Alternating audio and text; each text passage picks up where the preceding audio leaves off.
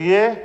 جمہوریت ہے، انقلاب نہیں۔ انقلاب میں آپ یک لخت نظام کو تبدیل کرتے ہیں، لیکن جمہوریت میں آپ تدریجی اصلاحات کی طرف جاتے ہیں، تدریجی طور پر آپ اصلاحات لاتے ہیں۔ اس میں جن چیزوں کے ہم کافی عرصے سے اس قابل نہیں تھے کہ کر سکیں، آج ہم بڑی مشکل سے وہاں پہنچے ہیں کہ جو ہم نہیں کر سکتے تھے آج ہم کر پا رہے ہیں۔ تو اسٹیٹ بینک آف پاکستان کی افتتاحی تقریب سے قائد اعظم محمد علی جناح نے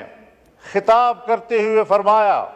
کہ مغرب کے نظام معیشت نے ہمارے لیے مشکلات پیدا کی ہیں، بلکہ انسانیت کے لیے مشکلات پیدا کی ہیں۔ ہم ملک میں وہ نظام معیشت لائیں گے جو اسلامی تعلیمات کے مطابق ہوگا۔ ہر بات پہ ہم قائد اعظم کا حوالہ دیتے ہیں، یہاں ہمیں ان کا حوالہ کیوں بھول گیا؟ آج اگر پاکستان تحریک انصاف کے ساتھی شکایت کر رہے ہیں، ان کا لیڈر جیل میں اس حالت میں ہے، اور چونکہ کل ہی آپ ملاقات کر چکے ہیں، ملاقات کر کے بھی آئے ہیں، تو اس ملاقات کی فوری خبر جو ان کی طرف سے آئی وہ واقعی قابل قبول نہیں ہو سکتی۔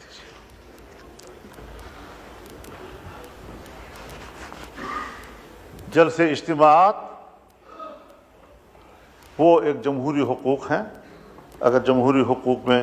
کے دائرے میں کوئی فیصلہ کرتا ہے، جلسہ کرتا ہے، اس کو جلسے کا حق ہے۔ لیکن میں ایک بات واضح کر دینا چاہتا ہوں کہ اگر میاں نواز شریف صاحب پر ظلم ہوتا ہے، میاں شہباز شریف صاحب پر ظلم ہوتا ہے، آصف علی زرداری صاحب اور ان کی بہن کے ساتھ، ان کی جماعت کے سینئرز کے ساتھ زیادتی اور ظلم ہوتا ہے، اور میں ان کے ساتھ شانہ بشانہ کھڑا ہوں، ان کے خلاف ہونے والے ہر قدم پر میں نے فرنٹ لائن پر لڑائی لڑی ہے، اگر میں اس وقت آپ کے اوپر ہونے والے مظالم میں آپ کے شانہ بشانہ تھا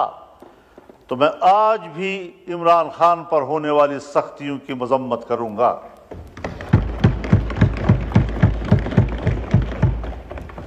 اس میں کوئی شک نہیں ہے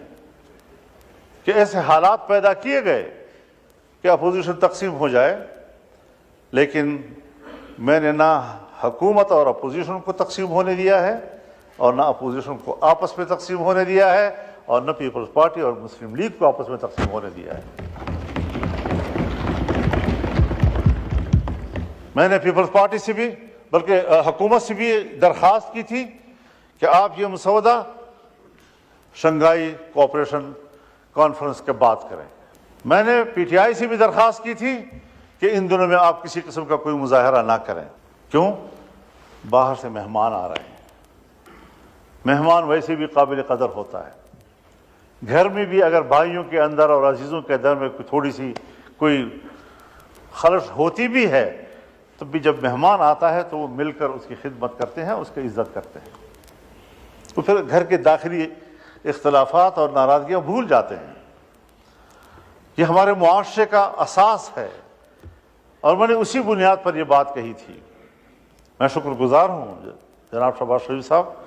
کہ آپ نے اس مسودے کو ان دنوں میں اس پر کام کرنا چھوڑ دیا اور اس کو مؤخر کر دیا تھا۔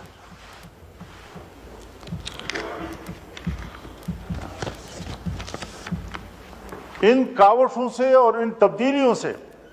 اس آئینی ترمیم کا جو مفہوم اور جس کا تصور تھا وہ مکمل تبدیل ہو گیا۔ ابتدائی مسودے کا تصور بالکل مختلف تھا، اور اب جو چیز ہم پاس کر رہے ہیں اس کا تصور اس سے بالکل مختلف ہے،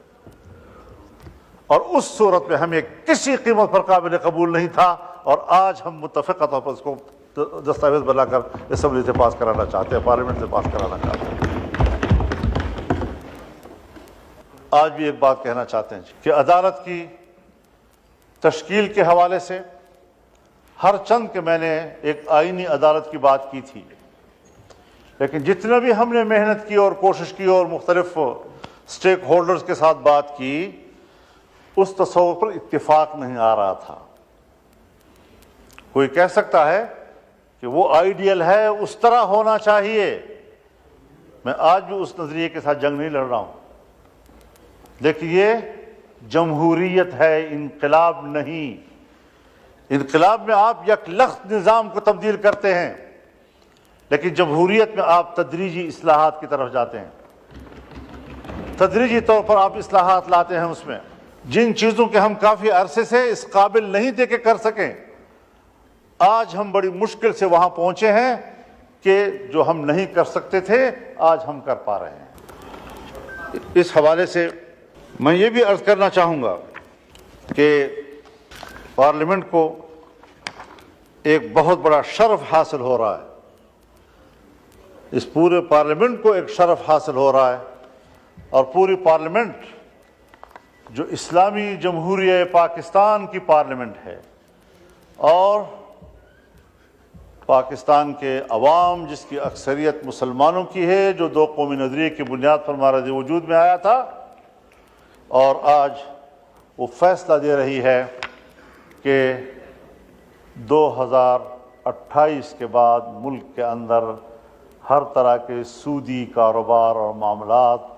یہ ممنوع ہوں گے اور کاروبار سے پاک ہوں گے۔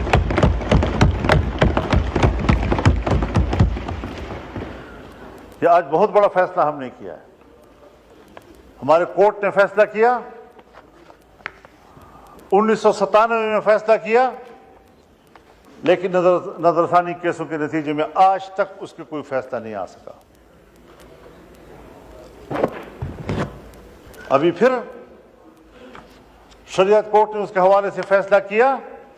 لیکن کمرشل بینک، عام بینک وہ دوبارہ نظر ثانی میں چلے گئے، اور وہ اتنی کمزور عدالت ہے ہماری شریعت کورٹ کہ اس کے خلاف کوئی درخواست دے دے تو ان کا فیصلہ معطل ہو جاتا ہے۔ اب اس کو مضبوط بنانا ہے، اور اللہ تعالیٰ نے بڑے واضح طور پر فرمایا ہے، یا ایھا الذین آمنوا اتقوا اللہ وذروا ما بقی من الربا ان کنتم مؤمنین، کہ اللہ سے ڈرو اور تمہارے ذمہ جو سود کا کوئی مال ہے اس کو چھوڑ دو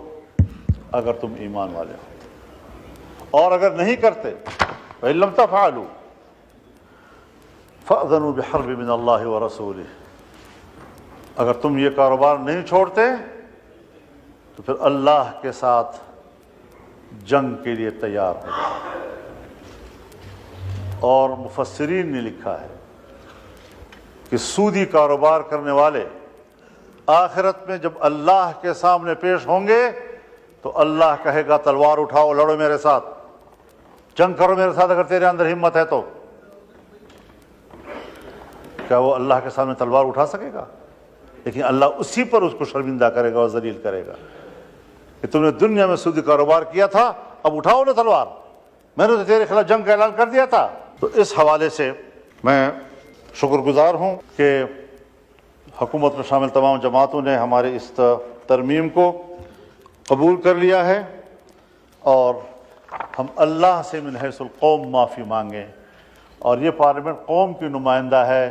ہم جب یہاں پر بیٹھ کر اس 77 سالوں کا جرم اس پر اللہ